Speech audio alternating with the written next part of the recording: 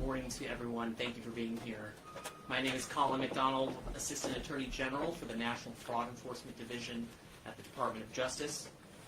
Today, with our partners, we are announcing charges against 15 defendants alleged to have stolen taxpayer-funded benefits here in Massachusetts.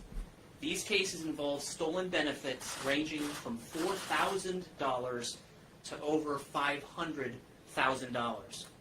The programs exploited involve food assistance under SNAP, Medicaid benefits administered by MassHealth, housing benefits, Social Security disability payments, and more.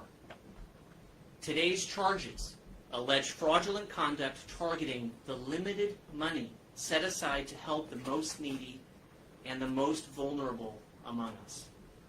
Alarmingly, 11 of the 15 charged defendants are suspected illegal aliens, some of whom assumed stolen identities to steal these taxpayer-funded benefits and avoid detection. We're still working to figure out their true identities. We don't know who they are fully, but we do know who they are not. They are not the American citizens they pretend to be.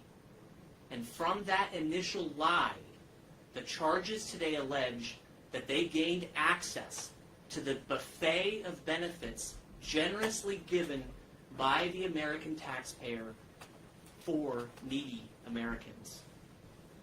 In some cases, the victims of these crimes, the rightful beneficiaries of these funds, could not access benefits they needed. And why?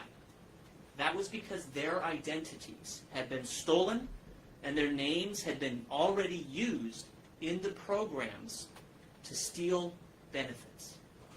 In other words, American citizens were boxed out of these programs because illegal aliens took their names to then take their money, or more accurately, your money, the American taxpayers' money. Illegal immigration carries real and substantial costs to American taxpayers and places enormous strain on our public benefits systems. And the further we look, the more fraud we find. Under the leadership of President Trump, Vice President Vance, Acting Attorney General Blanche, and the White House Anti-Fraud Task Force, the Department of Justice and our fraud-fighting partners are aggressively pursuing fraud, no matter how small, even $4,000, no matter how big, and no matter how hard. We will follow the facts and the law to bring criminal actors to justice, regardless of the perpetrator's citizenship, immigration status, position, or title. We will not shrug our shoulders at fraud or acquiesce to it as a necessary evil or an unavoidable destiny. We are resolved to do everything possible to battle back against fraud and protect the programs that benefit the American taxpayers. And thanks to our great partners, many of whom on the stage with me today, we are off to a good start.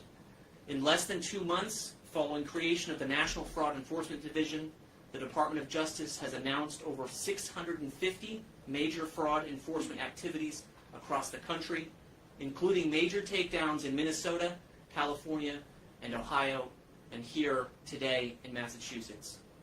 And this is just the beginning of our work. We are growing our team of prosecutors devoted to fighting fraud, and we are sharpening our focus to bring criminals to justice.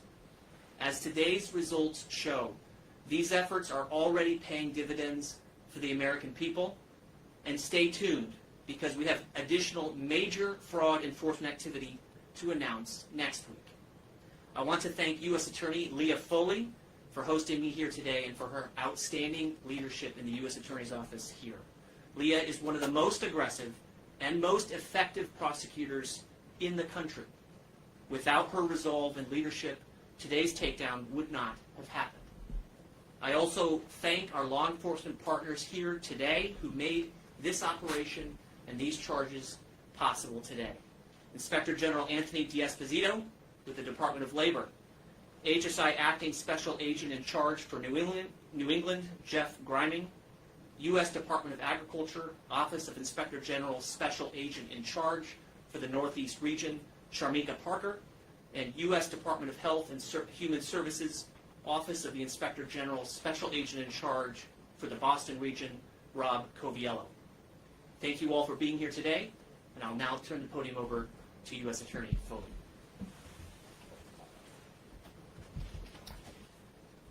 In December of 2025, I stood here and announced charges against 2 defendants who had trafficked nearly $4 million worth of food stamp benefits. That was just the beginning. During that press conference, I made it clear that this effort to root out fraud in Massachusetts would be ongoing, sustained, and aggressive. Since January of this year, my office has charged over 65 defendants with an array of fraud offenses alleging over $56 million in additional losses. That's $63 million in alleged fraud losses we have charged in just 7 months.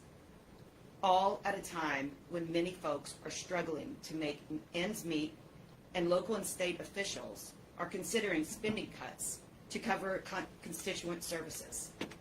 As we have said before, we are just beginning to scratch the surface.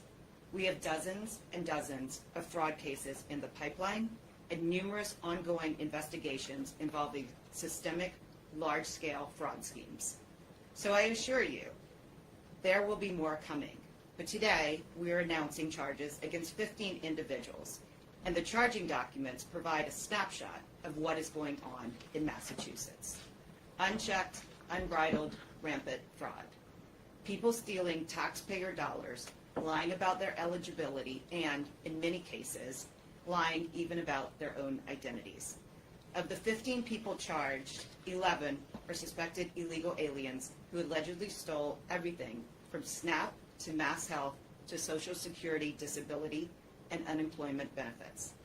One defendant, whose true identity is unknown even today, is charged with over $500,000 in fraud loss. MassHealth fraud, Social Security fraud, housing fraud, and SNAP benefit fraud, over $500,000. There is no doubt this loss amount would have continued to grow if not for today's charges. Another defendant, who is also an illegal alien for the Dominican Republic, allegedly stole over $74,000 in SNAP and MassHealth benefits. He was arrested by Homeland Security Human Trafficking Group during a boat stop near Key Biscayne in Miami, Florida. Another of these defendants, also an illegal alien, previously was convicted here in Massachusetts on federal drug charges. He allegedly stole $32,000 in MassHealth benefits.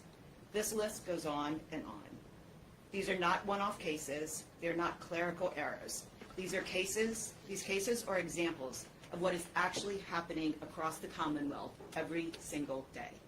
Criminals, including illegal aliens, taking advantage of a broken system with no repair in sight. It should not be this easy to steal from the government. There isn't any place in the world where you can easily obtain free food, free housing, free health care, and free monthly income to which you are not entitled, all while being in the country illegally. However, it appears that you can come to Massachusetts and steal as many benefits as you want without fear and without any accountability. Although my office is limited in what we can do to force the state to be better stewards of taxpayer funds, holding these thieves accountable is something we can do, and we are doing it. Prosecuting the misuse of taxpayer-funded benefits in Massachusetts isn't simply a priority. It is part of our core mission. Anyone listening today should be outraged at the waste, fraud, and abuse occurring in the Commonwealth. Accountability and transparency are critical to maintaining the public's trust. As public servants, it is incumbent upon those of us in federal, state, and local government to put politics aside and do the right thing for the people we serve. There is no credible dispute that benefits fraud exists across the country, including in Massachusetts. There's no dispute that taxpayer dollars are not being protected because there are simply insufficient checks and balances. Until such time when the state authorities acknowledge the problem and implement solutions, the federal government will take on that responsibility and protect the taxpayers of Massachusetts. No political agenda, no word salad, just facts and action. The federal government will arrest everyone we come across who commits benefit fraud, no matter how small or how large that fraud is, plain and simple. As we carry out this mission, my office is grateful for the partnership of the National Fraud Enforcement Division and for the leadership of Assistant Attorney General Colin McDonald. Together, we will continue to work with the White House Anti-Fraud Task Force to safeguard American taxpayer dollars. Thank you, Colin, for being here today. And with that, I will turn things over to HSI.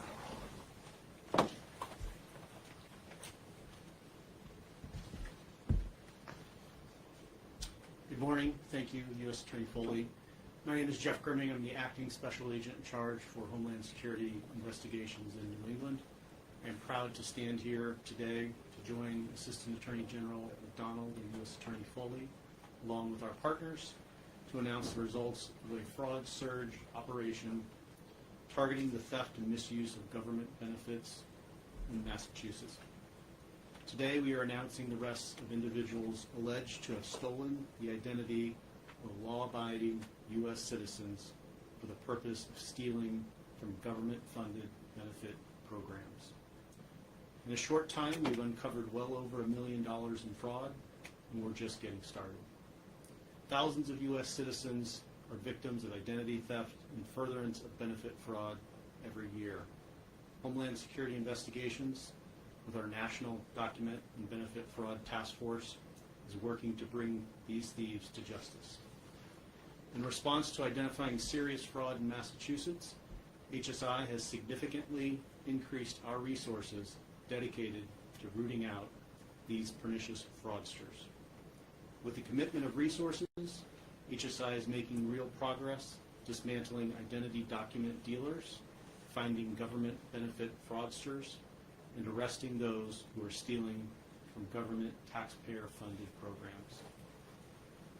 HSI's Document and Benefit Fraud Task Force brings together resources from across the government to untangle the web of leads in these complex investigations.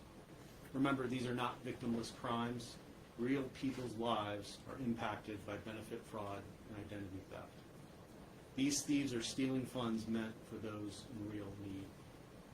We are proud to stand here today with many of our Document and Benefit Fraud Task Force partners, in addition to the Social Security Administration's OIG, the Diplomatic Security Service, the U.S. CIS, U.S. Postal Inspection Service, the Massachusetts State Police, the Massachusetts Auditor, and assistance from the U.S. Marshal Service. In addition, we are proud to be here with our colleagues from DOJ, who all are committed to our shared responsibility of protecting the integrity of government benefits programs. Thank you.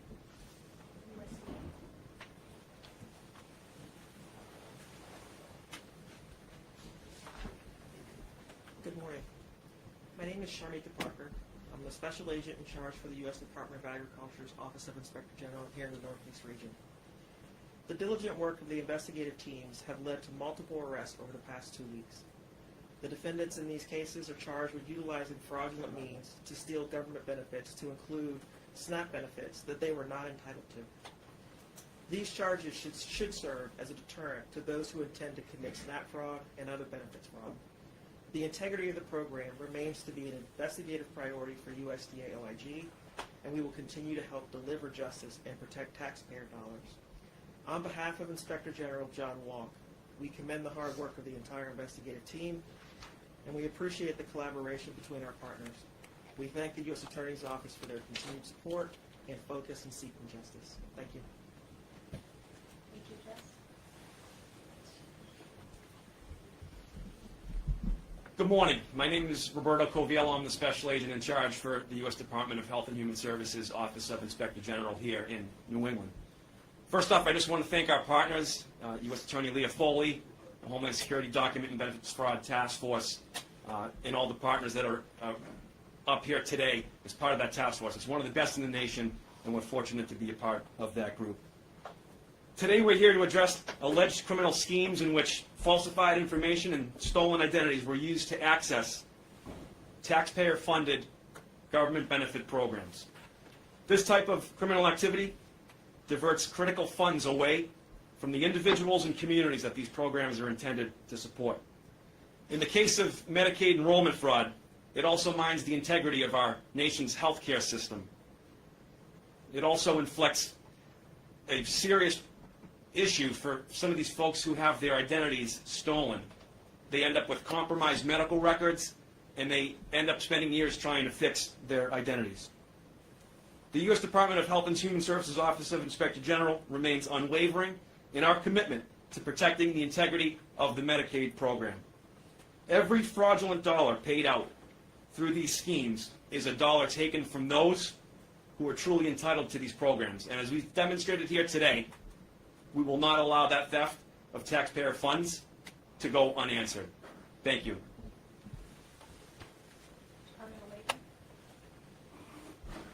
Well, thank you very much and good morning. My name is Anthony D'Esposito. I'm the Inspector General for the United States Department of Labor.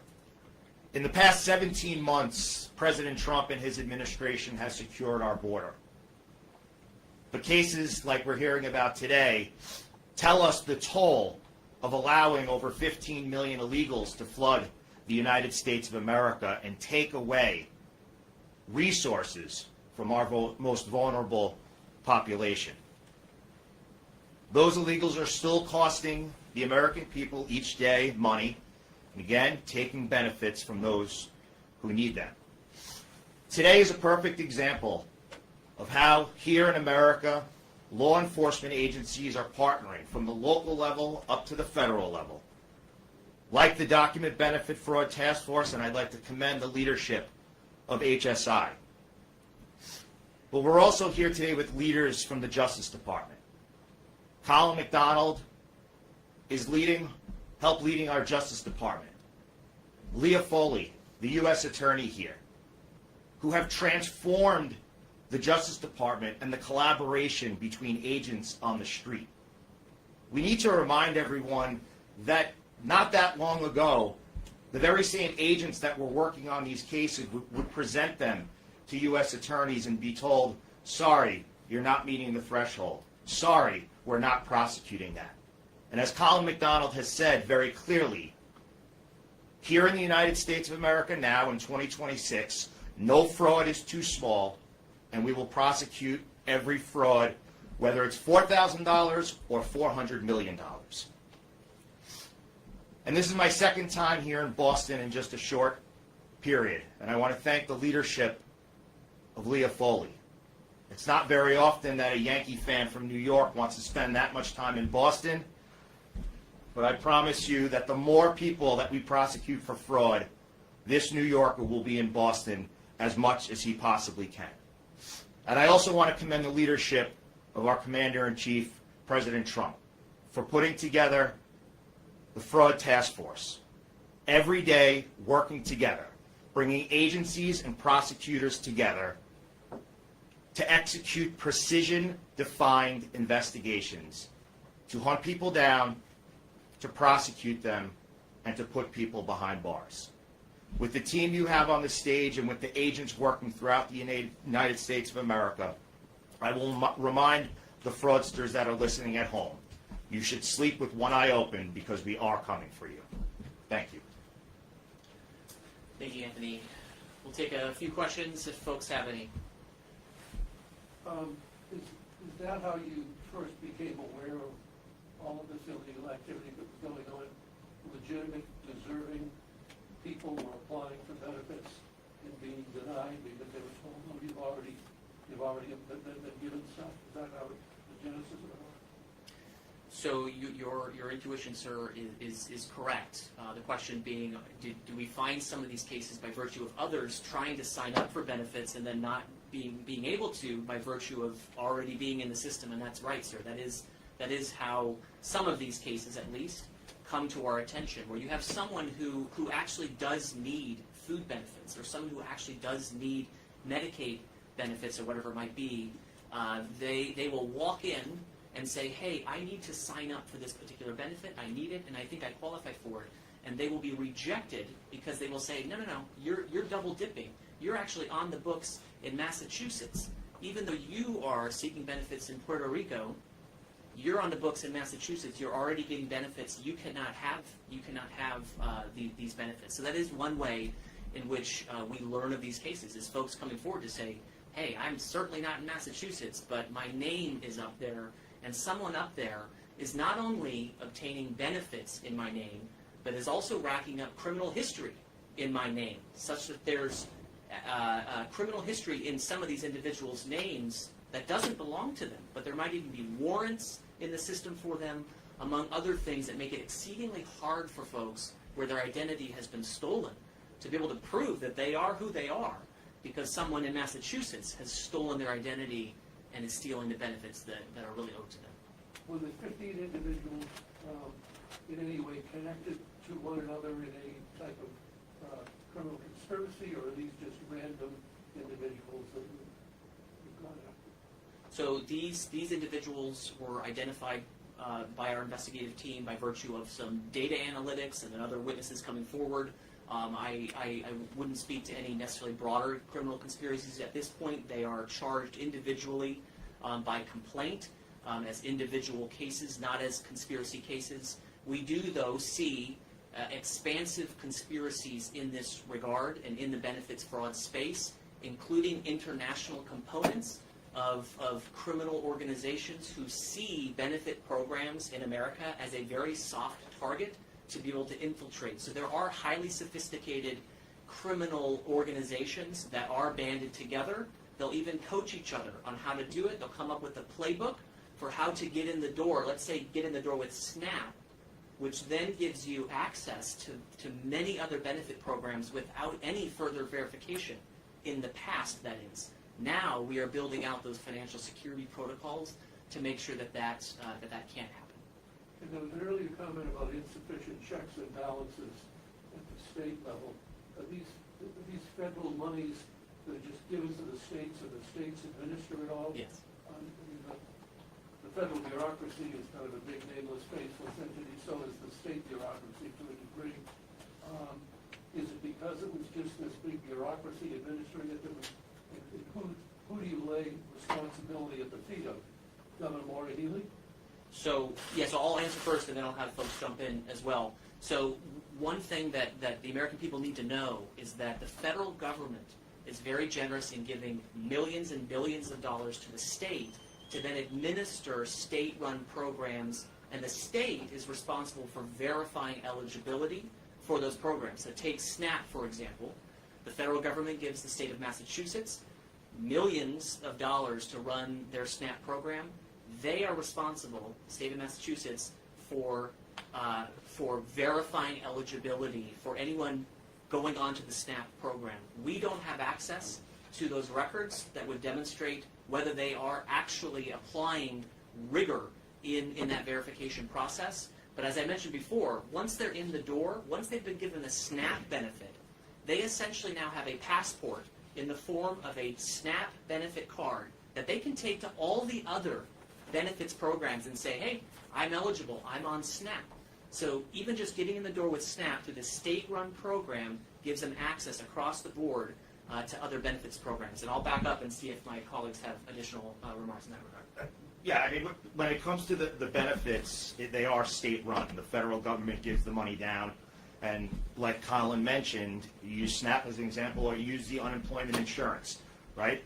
The money comes down to the states, and the states are supposed to administer whether it is how we're verifying identification, how the information is taken in, and they are required by the statute to provide information back to the federal government. In this case, it would be if it was UI, it would be the Department of Labor on who's getting these benefits, where they're getting them, when they're getting them, the Social Security numbers. I mean, we're at the point now where there are some states who are actually suing the federal government in order to keep the information from giving it to us. I mean, you take some certain states, the state of Massachusetts owed over $4 billion in unemployment insurance after the pandemic, and thankfully, I guess for the governor, they were given a sweetheart deal between January 1st and January 20th of 2025, and they were cut a deal that they only had to pay half of it. The state of California owes over $20 billion back to the federal government. The state of New York is hemorrhaging $2 million a day in UI benefits. So yes, it does come down to the specific states, and the fact is that they don't have guardrails. They have, in some cases, bad leadership, and they don't want to work with the federal government in order to provide the information that we need in order to take fraudsters down and put them behind bars. So does the buck stop with Governor Healy? Does the auditor have a responsibility here? Where does the buck stop at the state level? I mean, the way that I see it is, I don't want to answer for everyone, but if you're the governor and you have people working in your administration and you're not providing the information to the federal government, you're not putting guardrails and checks and balances in place so that the most vulnerable population, the people who are actually designed, these programs are designed for, if they're not getting the benefits, well then it seems like there's a problem with your administration. Can we have another question? Hi, Cassie Keto with the Daily Wire. I have two different sets of questions. First, has the Healy administration and Governor Healy herself been cooperative in these sorts of investigations? Has local police been cooperative when you were arresting these individuals? And then also, how do these illegal aliens steal these identities, and how can Americans protect themselves from this happening to them? So going in order, my preference, I guess. Local law enforcement has always worked hand in hand with state and feds. So there have been absolutely no issues with law enforcement. The governor's office nor the AG's office neither has participated in any of these investigations. And I've always said I will work with anyone for a common goal. And I do believe that this is and should be a common goal for everyone who is in any type of law enforcement position in Massachusetts or political position. Did you ask for them to participate, or you guys didn't need their help?